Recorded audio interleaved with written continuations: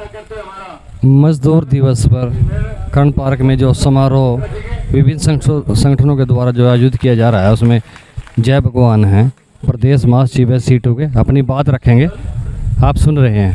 इस आयोजन में शामिल सर्व कर्मचारी संघ, CITU, इंटक, जो भी ट्रेड यूनियन है, किसान सभा, खेत मजदूर यूनियन, सीट 2SK से जुड़ी तमाम यूनियनों के पदाधिकारीगण और इस सभा में उपस्थित तमाम मजदूर कर्मचारी साथी, मैं सबसे पहले CITU की ओर से, अपनी ओर से आप सभी को मई दिवस की बहुत बहुत शुभकामनाएं देता हूं, आपको मुबारकबाद। ये बात हमें याद करने की है। बहुत सारे साथी उसके साथ उन चीजों के साथ अपने आप को नहीं जोड़ पाते कि मजदूर वर्ग से हमारा संबंध क्या है, मई दिवस से हमारा संबंध क्या है। हमारे वक्ताओं ने बहुत अच्छे से बताया है, मैं ज्यादा लंबी बातचीत नहीं करूंगा। एक बात जो है समझने की जरूरत है, इस धरती पे, इस दुनिया में पैदा करने वाले, पैदावार करने वाले, मेहनत करने वाले जो है वो किसान है, मजदूर है या सरकारी विभागों के अंदर काम करने वाला कर्मचारी है। सर्विस सेक्टर है, सेवा का क्षेत्र है, चाहे उसमें असंगठित मजदूर है, चाहे कोई रेहड़ी चलाता है, रिक्शा चलाता है, वो भी सेवा का क्षेत्र है।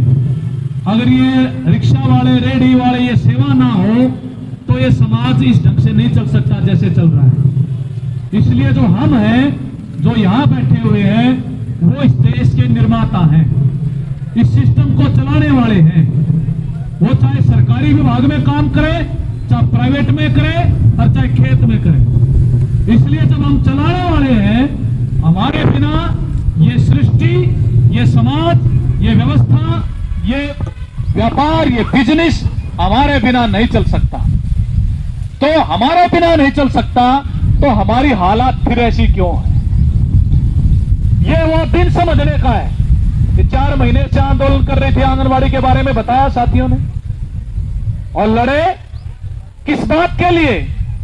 वो बात जिसके लिए मुख्यमंत्री ने खुद घोषणा कर रखी है, प्रधानमंत्री ने घोषणा कर रखी है।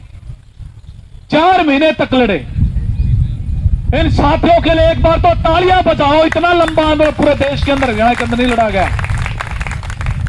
975 महिलाओं की टर्मिनेशन कर रखी है सरकार ने, 975 की। और क्यों? कोई गलत मांग कर रहे थे ना, लेकिन क्यों किया जा रहा है? आंगनवाड़ी वाले ने सबक सिखा दो, ये आशा, चौकीदार और ये सफाई कर्मचारी अपने आप बैठ जाएंगे। ये ऑटो रिक्शा वाले जो खड़े, रिक्शा वाले ये बोलना कौन नहीं आगे सरकार के, तो हम सारी बहाल भी होगी, तनख्वाह भी मिलेगी, चिंता ना करिए। मैं बताना चाहता हूं, आपकी बात हमारी हो रही, लेकिन एक बार धक्का देना चाहते हैं। यही तो आशा वर्करों के साथ कर रखा 2 साल से। नहीं चवन्नी तो दी को नहीं,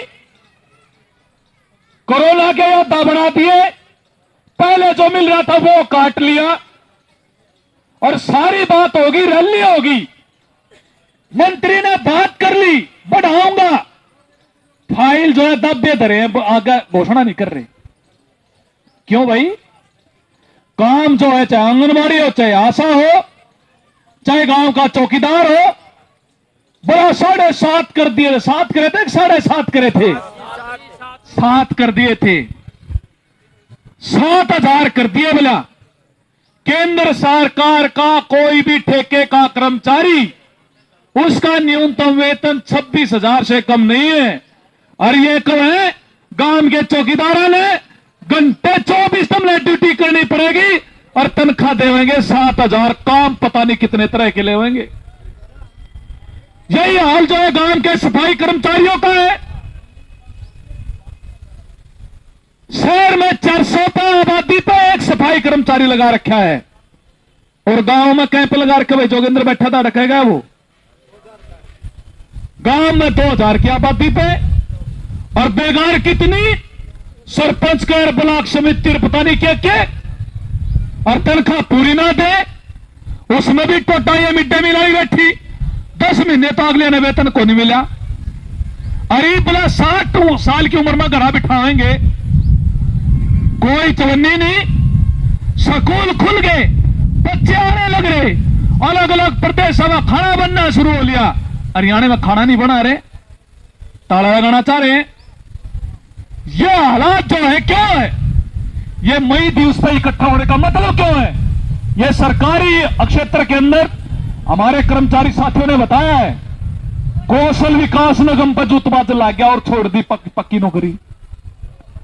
पहले तो ठेके तो लड़ा कर ठेकेदारी से बोला स्थायी काम स्थायी रोजगार होना चाहिए, कानून में लिख रखा, सुप्रीम कोर्ट में कह रखा हिंदुस्तान की। यही नहीं पूंजीपतियों की व्यवस्था है जिसमें प्रणाली भी है, सब कुछ है। बोला समान काम समान वेतन मिलना चाहिए, अब वो लागू नहीं करे। आज बात इस पर आ गई, बड़ा ठेकेदारी प्रथा में बड़ी लूट है, कौशल विकास निगम ले आओ। अब उसने भूल गए पक्की नौकरी ने, अभी वही जुगाड़ कर लागे कि किसका कौशल विकास निगम में नाम आवेगा ना आवेगा। यहां पे चली गई स्थिति। हालात क्या है? हालात ये है बेरोजगारी के मामले में आजादी के बाद ये जो बीजेपी का राज आया, सबसे ज्यादा बेरोजगारी है। और बेरोजगारी सद तक है हमारे परिवारों के अंदर बच्चे पढ़े लिखे, पहले जो है हम भी पढ़े, यूनिवर्सिटी में पढ़े हुए हैं, बीएमए करने के बाद नहीं हुआ करता कि के नौकरी करनी है, फिर सोचा करते। आज 8वीं 7वीं के बच्चे 9वीं के बच्चे सोचने लग जाओ नौकरी करनी है कि कौन सी एरिया पकड़ा जाओ। टेस्ट कर लिए, 1 कर लिया 2 कर लिया, पता इंटरव्यू हो लिया, नौकरी नहीं मिल रही। अभी अखबार में 4 दिन पहले की खबर है, फौजी का सुने अखबार में आया, बड़ी खबर बन रही। 10 साल की उम्र में तैयारी करने लगे कि फौज में भर्ती होना है, 3 इंटरव्यू कर लिया, फाइनल हो गया, लेकिन भर्ती भी नहीं हुई। सब कुछ जो है फिजिकल भी कर लिया और वो भी इंटरव्यू वाला सब कुछ कर दिया, लेकिन उसकी भर्ती नहीं करी तो सुसाइड कर गया। जिस ग्राउंड में वो क्या करता, अपनी प्रैक्टिस वहीं सुसाइड किया, क्योंकि 23 साल उनकी उम्र होगी, उसके बाद जो है अप्लाई नहीं कर सकता फौज में। हर एक घर में बच्चों की हालत ये है पूंजीवाद। हमारे देश में दुनिया में पैसे की कमी नहीं है, संसाधनों की कमी नहीं है। सवाल यह है कि कुछ 100 लोग जो है बैठे हैं सारे पैसे पे, सारी धन दौलत पे कब्जा किए हुए, और वो जो है वो सारे सिस्टम ने चला रहे हैं। पहले मुनाफे फैक्ट्रियों में पता नहीं क्या क्या खरीद गए उन्होंने कमाए, अब नजर किस पे है? ये जो सरकार का ढांचा है, सरकारी क्षेत्र, इसने सारे ने तबाह करके अपने अधीन कर लो। अब वो आ गई राष्ट्रीय मौद्रीकरण पाइपलाइन, उसमें के प्राइवेट करने की जरूरत नहीं है। महकमे ठप्पा तो सरकारी रहेगा, काम सारा प्राइवेट वाला दिखेगा। वो आमदनी प्राइवेटाइजेशन नहीं है। ये जो हमारे टैक्स से खून पसीने की कमाई से सरकारी विभाग जो खड़े किए गए, फ्री में पूंजीपतियां के हवाले कर रही है बीजेपी। अब 4 दिन पहले एक और कानून ले आए, जितनी भी जमीन पड़ी है खाली, सरकारी हो, गांव की हो, शहर की हो, उसका लैंड बैंक बना दिया, सारे पूंजीपतियां तो देवेंगे उस जमीन में। ये काम करने लग रही है बीजेपी। तो भाई मुनाफे किसके बढ़े? मुनाफे बढ़े अडानी के, अंबानी के। अब अडानी जो है वो दुनिया का 7वां सबसे बड़ा पूंजीपति बन गया, ये कह रहे 5वां हो गया। हर रोज ट्रेंड बदलता है, अपने देश का दूसरा सबसे बड़ा पूंजीपति बन गया। 7 साल पहले कोई उसका नाम लेनिया नहीं था, पता नहीं था कौन है, किसने बनाया, चुक्कर बनाया। इस तुम सोच ले, बिजली के कट लाग रहे होंगे, नहीं बिजली आवा है कजावा है, ठीक है, ये कट क्यों लाग रहे हैं? ये कट समझने की जरूरत है। कई बात हम कर रहे हैं भाई सरकारी क्षेत्र डूब गए, बोले ना सरकारी काम नहीं करते, पता को नहीं। ये प्रचार जो बीजेपी आरएसएस वाले करते हैं ना, उनका प्रचार है। बिजली क्यों कमा रही है? क्योंकि सरकार ने अपने पावर प्लांट कर दिए बंद। पानीपत में बिजली बनाया थी, वह बंद कर दी, इमरानगर वाला बंद कर दिया। बिजली किस पे ले लग गए? क्योंकि अडानी के कारखाने चलाने थे गुजरात में, उसने कारखाना लगा लिया बिजली पैदा करने का। उसके साथ समझौता कर लिया 25 साल का हरियाणा की सरकार ने। बिजली उड़ाया करती अपने अपने पावर प्लांट ठप कर दिए, बिजली उसकी ले लागे। ई वो नाट गया, मैं को नहीं दूं बिजली। क्यों? बोला मैं तो पहले 3.5 रुपए में तय रहा था रेट, मैं तो 12 रुपए पर यूनिट दूंगा, और लेनी हो तो ले लो। ये भी वो किस पे पड़ेगी? या कट लाग रहे हैं। बिजली सरकार ने बनानी बंद कर दी, अब उस पर ले ना लेगी सरकार। 12 रुपए में ले होगी तो 18 क्या रुपए यूनिट पड़ेगा, ध्यान कर लियो। यह है लूट। इससे बड़ा कोई जितने भी देश के संसाधन है, चाहे कोयला है, कोयला जो प्राकृतिक धरती में पैदा हुआ सबका बराबर का हक है। हमारे देश का कानून था ये सरकारी क्षेत्र के अंदर रहेगा, कहीं नहीं जाएगा। बीजेपी ने कानून बदल दिए, अब क्या कर रहे हैं? वो सारा पूंजीपतियों तक खान दे रखी है। कोयले की खान उनकी, बिजली में पैदा करेंगे, ट्रेन उनको दे दी। जितने हिंदुस्तान के हवाई अड्डे हैं बड़े बड़े, वह ज्यादातर अडानी के जा चुके हैं। ये बसें जो आपको नजर आ रही है रोडवेज की, वो रंग रंग दिखा है रोडवेज का, वो ज्यादातर प्राइवेट हो, लिख देना सोचते हो रोडवेज की हैं। वो किलोमीटर स्कीम जिसपे रोडवेज के आंदोलन के कर्मचारी जो लड़े कि बचनी चाहिए। सरकारी कारखाने, सरकारी क्षेत्र बचेगा तो सरकारी नौकरी बचेगी, नहीं तो नहीं बच सकती। आज इस बात पे है, ये मई दिवस जो इस बात के लिए है, आप इकट्ठा होकर इस बात को समझें। केवल मामला आंगनवाड़ी, आशा, मिड डे मील, चौकीदार, सफाई कर्मचारियों, घर कच्चे कर्मचारियों का नहीं है। मामला अपनी पीढ़ियों का है, हमारे बच्चों के साथ बढ़ेगा क्या? वो कानून बदल रहे हैं, वो कह रहे हैं कोई जरूरत नहीं पक्का रखने की, मर्जी होगी मालिक की, सरकार की, तब जाएगा रखेगा, जब चाहे बाहर फेंक देगा। ये ऐसा करना जा रहे हैं। हालत तो क्या होनी चाहिए थी? 136 साल के बाद, वो कह रहे हैं 1886 की बात कह रहे हैं ना, 8 घंटे की नौकरी थी, ईद के होना चाहिए था। हम मांग कर रहे हैं पूरी दुनिया के अंदर ट्रेड यूनियन ने, काम के घंटे घटाओ, 6 करो, और छुट्टी जो है शनिवार की और इतवार की 2 दिन की होनी चाहिए। क्योंकि जो पैदावार पहले होया करती, आज वो तो मशीन में जो 1 घंटे में पैदा होया करता जितना माल, आज तो 5 मिनट में तैयार हो जाए। किसने बनाई? मशीन ने। किसने किया तकनीक का विकास?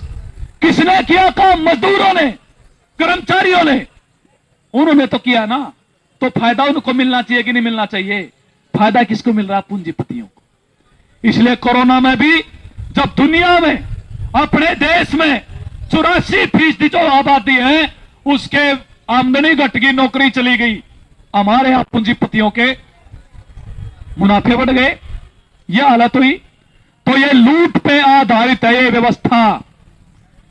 90-95 लोग हैं, अगर आप अंदाजा लगाओगे 100 में से 95 लोग हैं जो मेहनत करने वाले हैं। उनकी एक ही जात है, उनकी जात है कि वो अपने हाथ से, अपने दिमाग से काम करके मेहनत करते हैं, किसी के यहां जाते हैं काम करने। हमारी एक जात है, और एक है लुटेरी जात, जिन्होंने शासन राज पे कब्जा करके हमारे ऊपर कंट्रोल कर रखा है। और आज वो कंट्रोल को जो है ना केवल कंट्रोल कर रखा है, बल्कि यूनियन ना खड़ी हो, ना लड़ाई हो, इसलिए आंदोलनों को पिटो, मुकदमे दर्ज करवाओ, समझौता ना करो। ठीक है, इनको थकाओ, इतना थक जाए, आगे यूनियन का नाम लेना बंद कर दे और गुलाम होकर जो कहे वो करता रहे। लेकिन हिंदुस्तान के अंदर और पूरी दुनिया के अंदर, वो जो अमेरिका जहां कोई यूनियन नहीं थी, अभी वहां सर्वे आ रहे हैं, वहां के नौजवान जो है वो यूनियन बना रहे हैं। ये जो बड़ी बड़ी कंपनियां जो फेसबुक, ट्विटर ये देखे, वहां के नौजवान जो इंजीनियर है, जो प्रोग्राम बनाते हैं, वो यूनियन बना रहे हैं। क्योंकि जब दबाव बढ़ेगा, जब जो है जुल्म बढ़ेगा, लोग खड़े होंगे। वो कहते हैं ना, हमारे यहां तो कहते हैं कि भी ये पाप का घड़ा बोलते हैं कई बार, बोला पाप का घड़ा फूटता है, लेकिन ये पाप का घड़ा ही है, ये जो पूंजीवादी सिस्टम है, जो सब कुछ लूट के जेब से लोगों की लेके जाके एक जगह पे इकट्ठे कर रहे हैं। तो ये फूटेगा। जितना आप दबाओगे एक गुब्बारे को, एक हद तक आप दबा सकते हैं, ज्यादा दबाओगे तो फटेगा। तो ये सरकार जो सोचती है कि दबा के हमारे को काबू करना, वो होने वाला नहीं है। वो किसानों ने दिखा दिया दुनिया में, किसानों ने हिंदुस्तान में उसने सत्ता को बता दिया कि अगर तुम ये चाहते हो कि तुम्हारी मर्जी चलेगी तो ऐसा नहीं हो सकता। पूंजीपतियों का जमीन पे जो है, खेती की जमीन पे उनका निशाना था, उसको वापिस हटना पड़ा। ये किया है, लोग लड़ रहे हैं। और ये ऐश्वर्य शाह यहाँ की जो खासकर आंगनवाड़ी की हमारी वर्कर्स को प्रस्ताव भी आज भी मुख्य जो हमारा यहां से मीडिया में जाना चाहिए कि सरकार तुरंत जो है इनको बहाल करे, तुरंत तनख्वाह दे, नहीं तो पूरे हरियाणा का, पूरे हिंदुस्तान का आंदोलन इनके साथ खड़ा। ये बताना चाहते हैं, अकेला रहे, आप चिंता मत करो इसकी। और दूसरी बात बता रहा हूं, हमारी बातचीत हो रही है, फाइल भी सड़क के आगे आ गई है, तनख्वाह भी मिलेगी, बहाल भी होगी। दोनों बातों पे हम कह रहे हैं, ठीक है, ये होगा। लेकिन एक बार यूनियन में विश्वास, यूनियन में जो विश्वास है उसको बना के रखना जरूरी है। लड़ाई की धार को तेज करना जरूरी है। सब लोगों की एकता हो के आगे लड़ेंगे। और आखिरी बात कहते हुए मैं ज्यादा लंबी बात नहीं करूंगा कि ये जो तरीका होता है राज करने वालों का, जो अंग्रेजों का तरीका था, अंग्रेजों का क्या तरीका था राज करने का? फूट डालो, राज करो। बीजेपी आज के दिन यही काम कर रही है देश के अंदर कि ये जो लोग खड़े हो रहे हैं अपने वास्तविक मुद्दों के लिए, पढ़ाई के लिए, रोजगार के लिए, अपने अधिकारों के लिए, अगर ये खड़े होके इकट्ठे हो गए तो सत्ता के लिए चुनौती बनेंगे। इसलिए लोगों में फूट पैदा करके रखो। इसलिए हमारे बीच में जात के नाम पे, धर्म के नाम पर बहुत सारे कैसे मामले फैलाए गए हैं।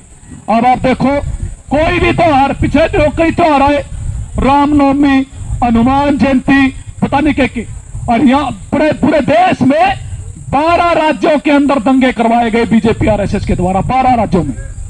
भाई त्योहार तो पहले मना करते, रामनवमी भी आया करते, जयंती भी, और सब आया करते।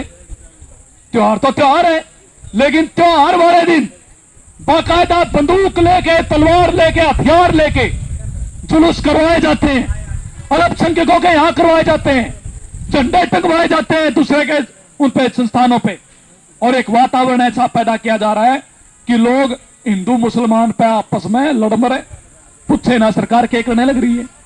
इसलिए ये जात धर्म की राजनीति से ये जो बीजेपी आरएसएस जो विभाजन पैदा करने की कोशिश कर रही है, इसका मुकाबला है और एकता बनाते हुए अगली लड़ाइयों के लिए तैयार रहे। आज तो किसान मजदूरों की एकता बनने की स्थिति पैदा हुई है, उसको लेकर आगे बढ़ेंगे, निश्चित तौर पर जुटेंगे। पूरी दुनिया में करोड़ों मजदूर आप ही की तरह इकट्ठा कर्मचारी हुए हैं, हम यहाँ इकट्ठा हुए। दोबारा से आपको मुबारकबाद देते हुए हम लड़ेंगे, निश्चित तौर पर जीतेंगे, अपने हक अधिकार हासिल करके रहेंगे। इन्हीं शब्दों के साथ आपका बहुत बहुत धन्यवाद। साथियों, अभी आपने सुना C2 प्रदेश महासचिव जय भगवान जी को। साथियों, KBN न्यूज़ नेटवर्क को लाइक करें, सब्सक्राइब करें, शेयर करें। साथी चमन लाल के साथ मैं धर्म सिंह।